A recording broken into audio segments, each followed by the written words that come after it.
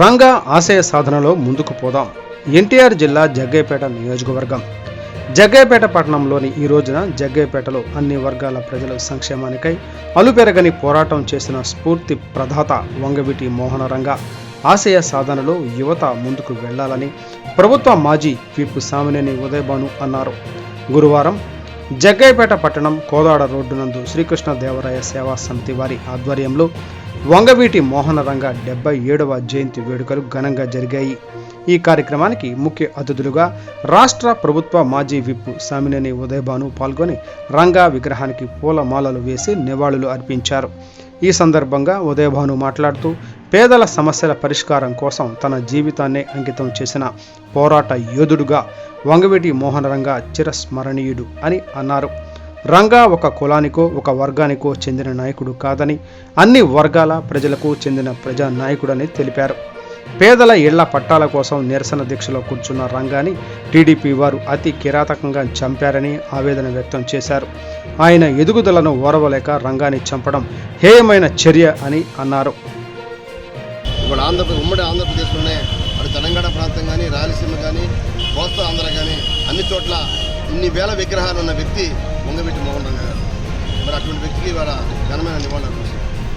బలహీన వర్గాల వారికి అండగా కులాలకి అతీతంగా నేను ఉన్నాను అంటూ ముందుకు వచ్చిన వంగవీటి మోహన్ రంగా గారి 77వ జయంతి కార్యక్రమాన్ని మనం జగ్గయ్యపేటలో మరి వారి యొక్క విగ్రహం ముందు మనం జరుపుకుంటున్నాం.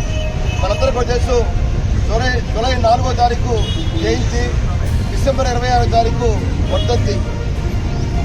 ఎన్నో సంవత్సరాల నుంచి మరి 1988 డిసెంబర్ 26 నుండి కూడా ఆయన ఎప్పుడైతే తెలుగుదేశం పార్టీ గూండాల చేత విజయవాడలో నడి రోడ్డు మీద మదర్ తెరిసా విగ్రహం ముందు హత్య గావించబడ్డాడో ఆ రోజు ఆయన ఎవరి కోసం దీక్ష చేశాడు? పేదవారి కోసం. మరి ఆ రోజు క్రీస్తురాజపురంలో కేవలం ఎస్సీలు బీసీలు నివసించే ఇళ్ల పట్టాలకి ఇల్లు పట్టాలు ఇవ్వాలని చెప్పి ఆ రోజు తెలుగుదేశం ప్రభుత్వానికి వ్యతిరేకంగా దీక్ష పూని ఆ దీక్ష విరమించమని చెప్పి తెలుగుదేశం పార్టీ వారు గూఢచారి శాఖ వాళ్ళు విరమించమని చెప్పినా కూడా ఆ పట్టాలు ఇచ్చేంత వరకు కూడా నేను విరమించనని చెప్పి మరి చెప్పినప్పుడు కూడా ఆ పేదల కోసం ఆ నిరాహార దీక్ష కొనసాగించే సమయంలో మరి ఆయన్ని రాత్రి 1 గంట టైంలో మరి ఒక బస్సు వేసుకొచ్చి తెలుగుదేశం జెండాలు ఆ బస్సు కట్టి ఏ విధంగా మరి ఆయన హత్యగా ఇచ్చారో ఆ రోజు మనం అందరం కూడా చూసాం. ఆంధ్రప్రదేశ్ అంతా కూడా అట్టుడుకుపోయింది.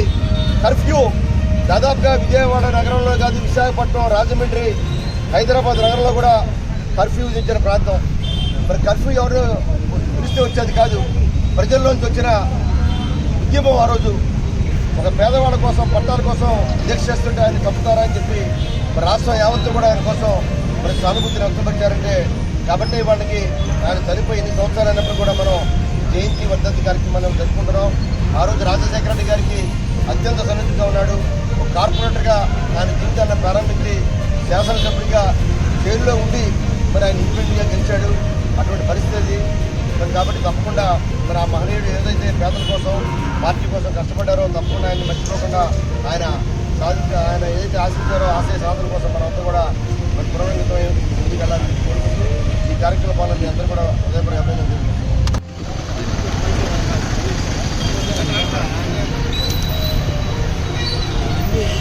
కింద కనపడరు.